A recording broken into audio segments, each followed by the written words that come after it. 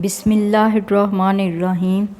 سن 1912 میں ایک برفانی تودے سے ٹکرا کر سمندر برد ہو جانے والے شہرہ آفاق بحری جہاز کا ملبہ دیکھنے کے لیے جانے والے 5 افراد موت کا شکار ہو گئے۔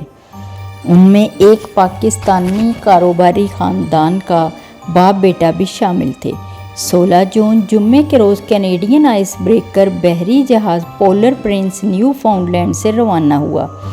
یہ جہاز سمندر کی تہہ پر قریب 4 کلومیٹر کی گہرائی پر موجود ٹائٹینک کے ملبے کو دیکھنے کے لیے جانے والی 5 رکنی ٹیم کو لے کر اس مقررہ مقام پر پہنچا جہاں سے اس آبدوز نے غوطہ لگانا تھا۔ اس سے قبل گزشتہ 4 ہفتوں میں خراب موسم کی وجہ سے دیگر ٹیموں پر مشتمل 3 مشن منسوخ کر دیے گئے، لیکن اس دن اس مہم جوئی کے لیے اس سفر کا انتظام کرنے والی company Ocean Gate Expeditions group پر امید تھی۔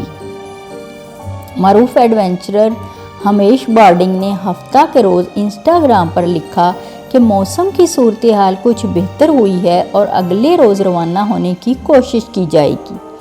اگر موسم کی یہ صورتحال برقرار رہتی ہے تو مزید اپڈیٹس کا انتظار کیجیے۔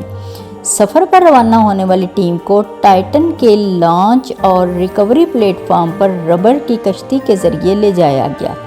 اندر آبدوز میں داخل ہونے کے بعد اس کے فرش پر یا تو آلتی پالتی مار کر بیٹھا جا سکتا تھا یا پھر ٹانگیں سیدھی کی جا سکتی تھی۔ امریکی کوسٹ گارڈ کے مطابق ٹائٹن نے اتوار 18 جون کی صبح سمندر میں غوطہ لگایا۔ سمندر کی سطح سے تہہ تک اترنے 2 گھنٹے لگتے ہیں، مگر صبح 10:45 پر ٹائٹن آبدوز کا سطح سمندر پر موجود بحری جہاز پولر پرنس سے رابطہ منقطع ہو گیا۔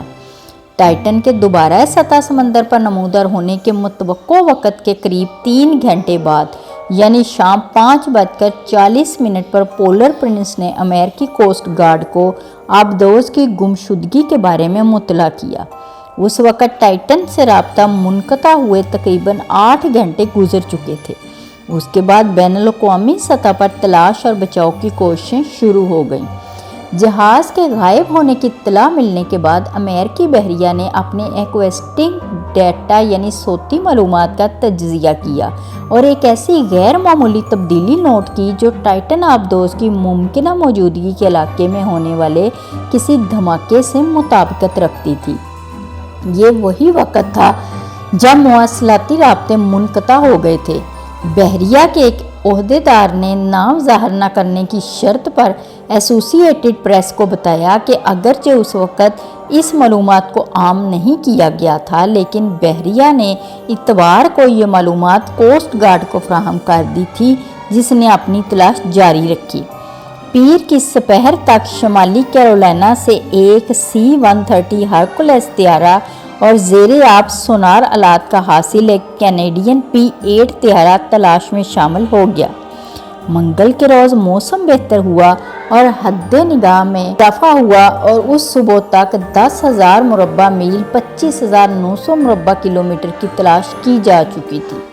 اس دن امریکی ایئر نیشنل گارڈ کا ایک گروپ وہاں پہنچا۔ اس کے علاوہ بہاما کا ایک تحقیقی بحری جہاز ڈیپ انرجی بھی، جس نے کیمرے سے لیس ریموٹ سے چلتے ہوئے روبوٹ تلاش کے اس کام کے لیے استعمال کیے۔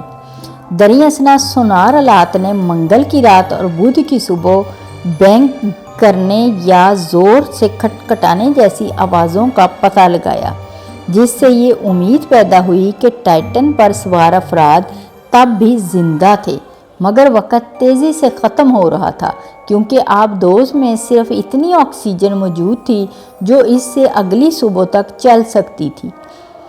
جمعرات 22 جون کی صبح ایک روبوٹک گاڑی نے سمندر کی تہہ پر ٹائٹن کی دم کا کونا دریافت کیا، جس کے بعد ٹائٹن کی باڈی کے اگلے اور پچھلے سرے بھی مل گئے۔ جمعرات کے روز ہی کمپنی نے ایک بیان جاری کیا جس میں کمپنی کے CEO اور پائلٹ اسٹاکٹن رش سمیت ہلاک ہونے والے دیگر افراد کے لیے افسوس کا اظہار کیا گیا۔ اس آبدوز میں رش اور بارڈنگ کے علاوہ ٹائٹینک کے ماہر پال ہنری، نار جیولیٹ اور ایک معروف پاکستانی خاندان کے 2 افراد शहजादा दाऊद और उनके बेटे सुलेमान दाऊद भी सवार थे। उस आबदोज़ की तबाही के बारे में अभी तहकीकात का सिलसिला जारी है, मगर माहिरीन का अंदाज़ा है कि टाइटन आबदोज़ समंदर की तह में मौजूद बहुत ज़्यादा दबाव को बर्दाश्त नहीं कर पाई और फट गई।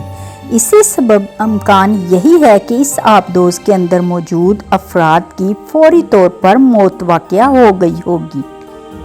इस बात के इम्कानात बहुत ही कम हैं कि इस आबदोज़ हादसे में मारे जाने वाले 5 अफराद की बाकियात मिल पाएंगी। मेरी वीडियो आपको कैसी लगी कमेंट्स में ज़रूर बताइएगा। अल्लाह हाफिज़।